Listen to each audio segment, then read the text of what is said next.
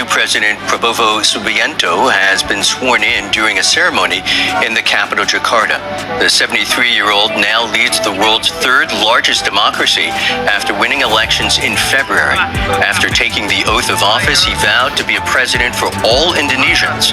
But critics have raised concerns over his controversial past, which includes allegations of human rights abuses and ties to the Suharto dictatorship. Memegang teguh. For more on this, DW's Asia Pacific Bureau Chief Georg Mattes joins me now from Jakarta. Georg, first, for viewers who may not be familiar, tell us more about Prabowo, this former general who's now president of the world's third largest democracy.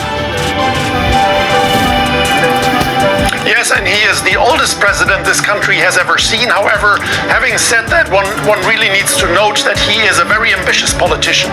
He has tried 2 times to win against his predecessor, former President Joko Widodo, here in Indonesia, and has now managed to get into the seat of power basically by teaming up with his predecessor's son, who he made vice president. So he made a huge coalition. He's increasing the ministries. He made an ambitious foreign policy project, ambitious reforms he has foreseen for the country, but he's also someone who is well experienced in the country, seeing that he was the defense minister, so he knows the current administration quite well.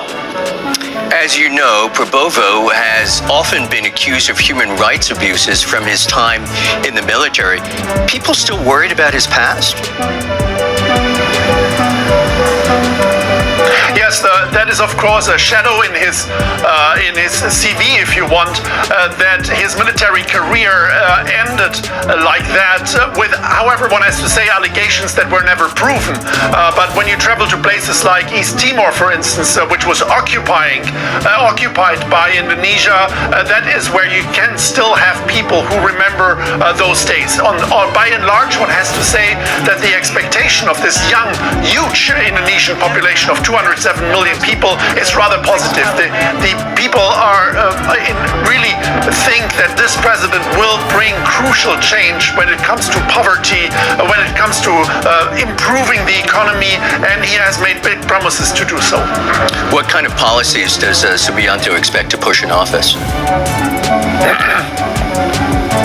I would say one of his most famous projects is the idea to provide 1 free meal to every school children in Indonesia, and that is why he emphasized in his first presidential speech today in the parliament that the self-sufficiency, for instance, when it comes to milk production, Indonesia will be importing vast amounts of hundreds of thousands of cows in order to produce milk locally, and that is also true for sugarcane production, that is true for fuel production, where they want to make more bioethanol here, become the Brazil of Southeast Asia, is something he has in mind. So it's these kinds of policies, how ambitious he will be in pushing that idea of his predecessor to move the capital to Nusantara, to another island, that we'll really have to see.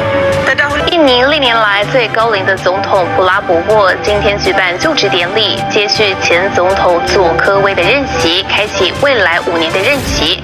就职仪式中，不止美国派遣官方代表团出席，马来西亚首相安华跟中国国家副主席韩正也都到场祝贺。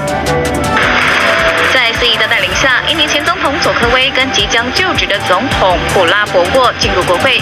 在可兰经的见证下，普拉博沃蓄势接替佐科威，开启未来5年的总统任期。而除了他以外，37岁的副总统吉伯朗也同时宣誓就职，并且签署就职文书。 Bisa mewakili Kerajaan Rakyat Malaysia untuk menyampaikan ucapan selamat memulai tugas kepada sahabat lama saya Prabowo yang akan jadi presiden akan jumpa mulai esok. Sebentar tadi saya santai dengan dia di rumah dia, kami berdua bincang soal dan ikhtiar untuk mendapatkan kerjasama 2 hala, dan kita dua-dua bertekad untuk meningkatkan bidang kerjasama dan berbagai aspek dengan sebaik mungkin.